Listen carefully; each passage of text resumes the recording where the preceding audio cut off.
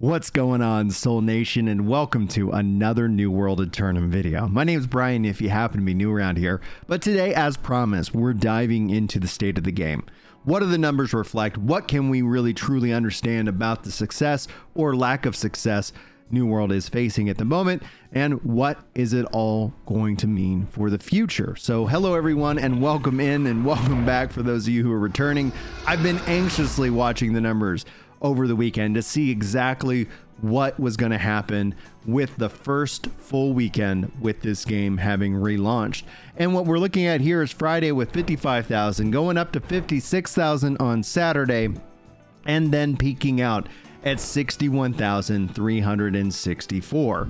That is in and of itself something that's very exciting, because this is what I predicted the number would possibly look like earlier in the year. Now, we talk a lot about New World here. We talk a lot about MMORPGs around here. We're making videos and things like that I hope that you guys are interested in.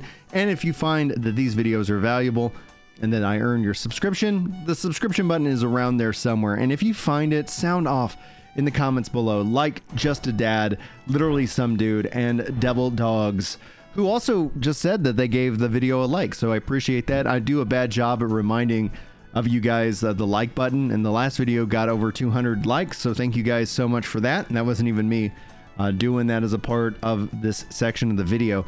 Also, a huge shout out again to our top 5 contributors. YouTube's now tracking this information, and Merc still crushing it with 100 comments. We'll be refreshing these users as the data I guess gets refreshed in and of itself. But let's dive into the numbers, because the 61,000 isn't the real number that we're talking about here. Let's look at how the game's performing. Let's look how it's performing in the past, and let's compare and contrast these numbers together. Now, obviously we have September, which kicked off the hype season for New World Aeternum, and we saw a decent amount return. But just note, percentages in this case are going to be skewed in favor of bigger numbers for the current version, because the population had dipped down so low previously. So let's not compare percentages, because they're not going to be an accurate representation of what people are saying.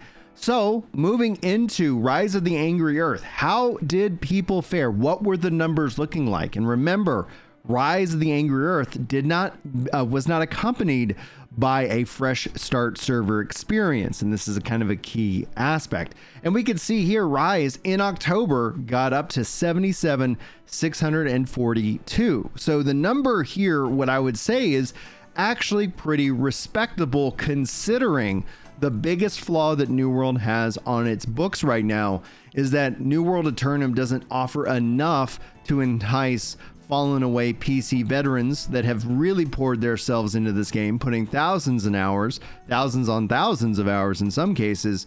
Yeah, there isn't really enough. And everybody who is both positive and negative and critical from a critiquing perspective really do know this. I wish we had some A/B testing universes where we could also see what level of impact that Throne and Liberty had on these numbers, but I still think this is respectable. This is exactly, the 61,000 was exactly what I was estimating that New World Aeternum would do. Now, obviously, for those of you in the back who want to be the doomers out there, numbers go up, numbers go down. Everything is driven off of content.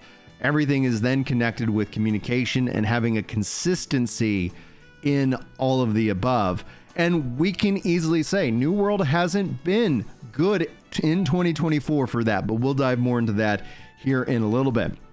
I think the rest of this year and next year are going to be a really fun thing to watch and see how it plays out nonetheless. Now, like we said, this was October and September. The hype season kicked off, and still having some beautiful numbers last year going into an expansion of the game, which offered an increased level cap and so much more. So there was already, with that expansion, plenty of different things that are saying, hey, come play our game. But if we then go back 1 year prior into the Brimstone and Fresh Start server experiences, you actually see some really big numbers. In October, which was the Brimstone Sands update, you see that getting to 69,605 peak concurrent. And so that's why I'm judging this number more off of this, even though Brimstone was a basically free expansion and we kind of got the same amount of content, so to speak, with the Rise of the Angry Earth, but still, I think, a respectable number. You actually see the hype season kicking off all the way back in August for the Brimstone Sands when they made that announcement, as people were generally interested and had not played New World and wanted to see all the changes that had been made in 1 year. So that's what we're looking at in terms of the player, percentage caps and more over the course of the last 3 years. Now, beyond this, I like to go and do a deep dive into the numbers, not the player numbers, but the hours played. Hours played can help give us some interesting insight into the overall. And we can see here right now, 8,644,531. Now, this is also including the expansion, the pre-update patch, where you see here a clear spike in player hours played. If we break it down by the day, we have just under 600,000 for the first day, just under 900,000 for the second one, dipping a little bit into the 850s on the third day, jumping back up to the 873 marker on the fourth day, then kicking off the weekend with just under 1 million, and then wrapping Sunday up with over 1 million hours played. This in total brings all of our hours to 5,278,378 hours. And you might be wondering, why are we talking about hours played, Brian? Is the game dying? Is the game healthy? I want to know, because I don't want to invest my time into a game that's going to go away. Well, I can say with, and if I'm wrong at one point in the future, if Amazon decides to kick the game to the curb, well, that's going to be very frustrating, because they don't show any signs of that being their direction. And we've talked about that in previous videos. I don't want to rehash it here, but we can continue to have those deep conversations about the state of the game in future videos. Now, the reason why I bring up the numbers of hours is because it actually really helps us to get a more pinpoint accurate look at the number of players. Now, what we're going to use here, we're going to use an accelerated number. We're going to say 4 hours per day. Now, if we look at gaming overall, the general rule is 7.3 hours per week of game time that people can play. But this is an expansion. This is a new game. This is a refresh. This is a relaunch. And so I'm accelerating that number to 4 hours per day and looking at it, of course, over these numbers to figure out how many people are actually playing it. So breaking it up by day, and when you add in 4 hours per each, that actually gives us a player count of around 188,514. And that might not seem like a lot. And that's really where we can always have the discussion about what is needed, what is Amazon expecting, because these numbers don't also include console, and everybody on console is having a fresh start server experience, whether they're playing on an actual fresh start server or if they're playing on a console only server, which, for those of you who don't know, you actually, to see those servers, you have to disable crossplay. So if you're wanting to play on a specific console only server, you have to first turn off crossplay for them to actually show up. So that's an interesting kind of a way to go about it, as opposed to just notifying the user. I get it. I think it's an interesting choice, but I've seen some confusion about how people can play that. So without factoring in consoles, though, we go back to our numbers.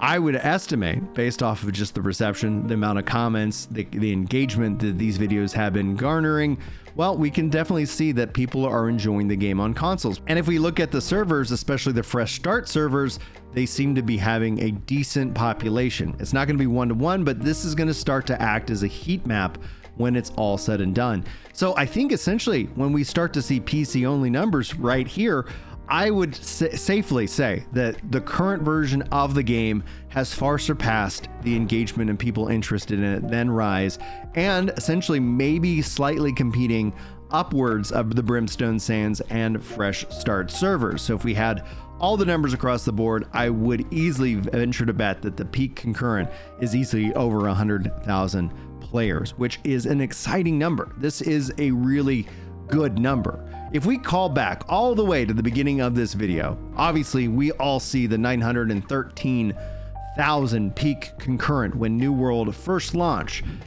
an MMO, a next generation MMO that's going to bring about all that hype, all that marketing. And also you had like lockdown, you had like MMOs being kind of a key driving factor within an event. So it doesn't truly represent what really the community is. And I think when we go back to the Brimstone Sands, 137,000 peak concurrent is something to shoot for. I don't think New World is going to get there today, but that is all going to be based off of what happens next. Like I said, Throne and Liberty also came out just under 2 weeks ago. That does mean that there are people who might be just enjoying that game, and that's not a bad thing. Kudos to successful MMOs that can hopefully support themselves. In a marketplace of ideas, this means the gamers can win because good ideas can be rewarded and bad ideas can fall by the wayside. We really haven't seen that working in the MMO landscape. And things like the subscription, both good for developers and players, have also led a lot to that, creating this artificial, loyalty where somebody's like, I would love to go play this game and check it out, but why would I abandon all the progress I would and add in another subscription? So the business model being a change, the business model for New World being a huge win as a buy to play. And ultimately my critique always falls with Throne and Liberty going, I wish it was a buy to play as well. But kudos to their success. We will never truly know the real impact that it had on the numbers. Would the numbers have been higher? We don't know. Like maybe a little bit, but I don't think not by a lot, by a significant amount, because Throne of Liberty is going to constantly have that new MMO, that fresh MMO that people have not experienced. And the best thing about MMOs for a lot of the community, if they're being honest with themselves, is that newness and unknown factor. It is what it is, but we got a couple more things to cover here. People are enjoying it. I'm seeing tons of positive comments. You guys saw at the intro with the top commenters on the channel.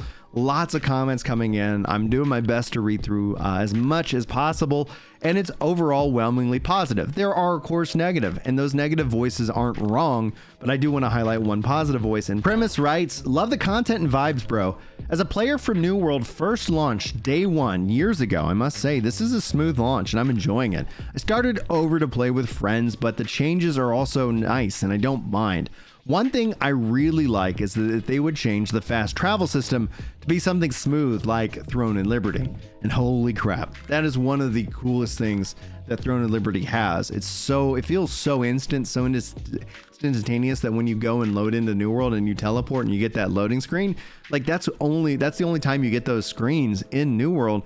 It would be really cool to see if they were able to bring that kind of technology into a future update for this game. I would not complain, but time will, of course, tell. All right, so now let's talk about the future. As iPod Touch Rule says, any news on a roadmap coming? And this is the question. This is the real test of what is going to happen over the course of the next couple of years. Now, if we look back on previous roadmaps that kicked it off, year one going spring, summer, and then autumn, launching the Brimstone Sands, beautiful graphics, highlighting a few things that are coming. Not, I would say, a significant amount of content, but still content. Content is king. Going into 2023's roadmap, we see lots of updates going from spring to summer to fall and then winter. Not everything made it in, though, by the way, and especially when it came time for winter 2023 into 2024, several things got missed and pushed to later in the year, which didn't really didn't give any good vibes to the overall state of the game. And then we have the infamous 2024 roadmap, in which they first put it out there as incredibly vague. Basically, you look at spring, that's what happens. Summer was just the summer event coming back, no real reason. And then we didn't know about fall, and we still don't know about winter. And the funny thing about winter is it's just 45-ish days away. This is what is needed.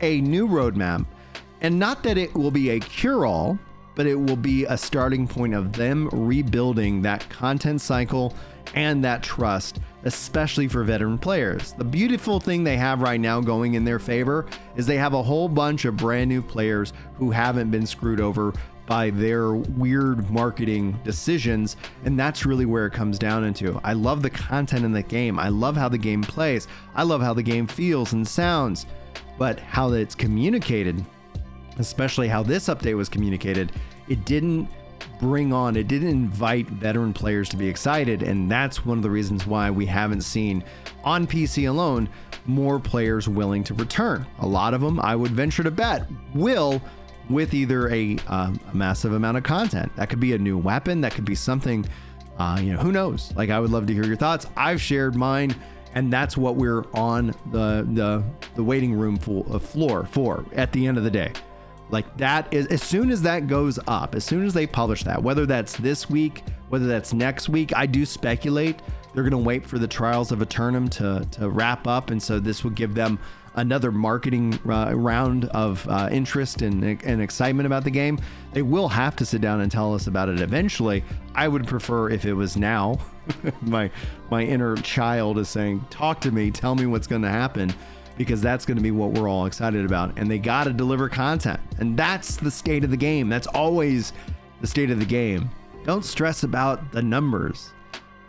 Look at the content. And in this case, I think New World has a real unique opportunity now that it is crossplay, now that it has console support, now that it opens itself up to be more accessible to more players.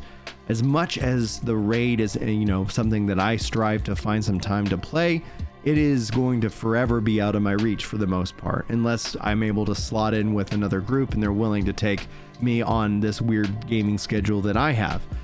That's not on them. That's a me thing, right?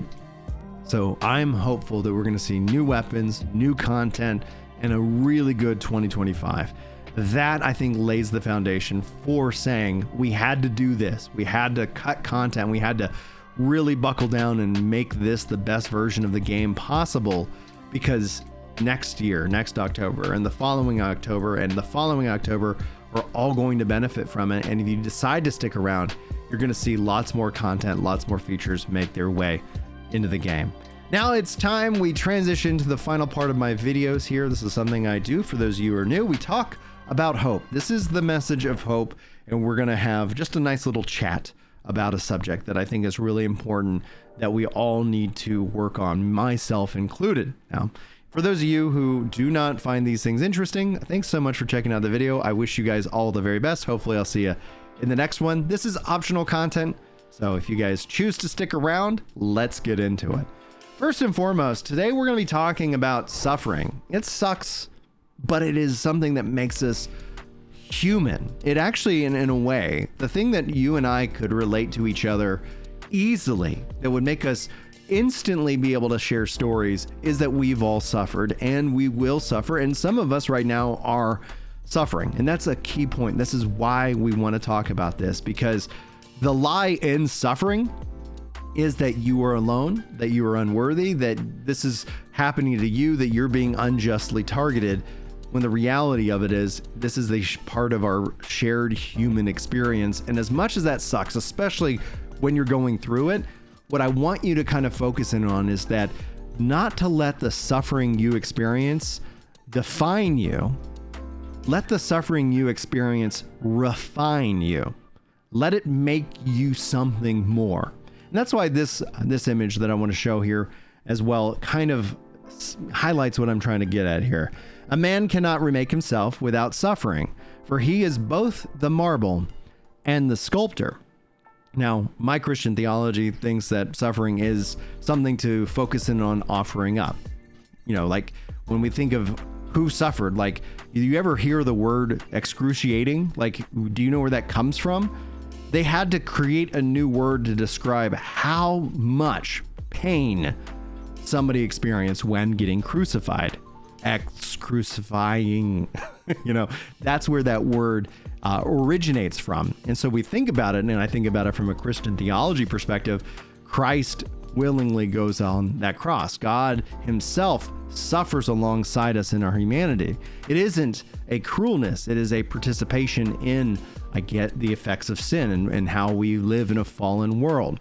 That's why it's important to say you shouldn't be defined by the things that you suffer. You should be refined by them. How can you take this as an opportunity, as bad as it might be right now, to focus on it and say, okay, this is right now where I'm at, but here's where I'm going. And when you look back on it, and that's why, especially when it comes to like your mental health, and that's why when we see this crisis within masculinity, with all these guys choosing a permanent option for a temporary problem, like that's where it's like, I want you to be able to look back and say, holy crap, because then your story, your suffering can help become something that can help and be that encouraging word to another human being, to another brother, to another sister who might be going through something similar, that you can then relate to them, and you can have that, and you can have an opportunity to practice empathy for that fellow human being, because we all bleed, we all suffer, and yet there is hope, and yet life is still worth living, and yet there's so much beauty, and there's obviously ugliness, but there is something to be worth living for, and that's who you are. You're worth living for.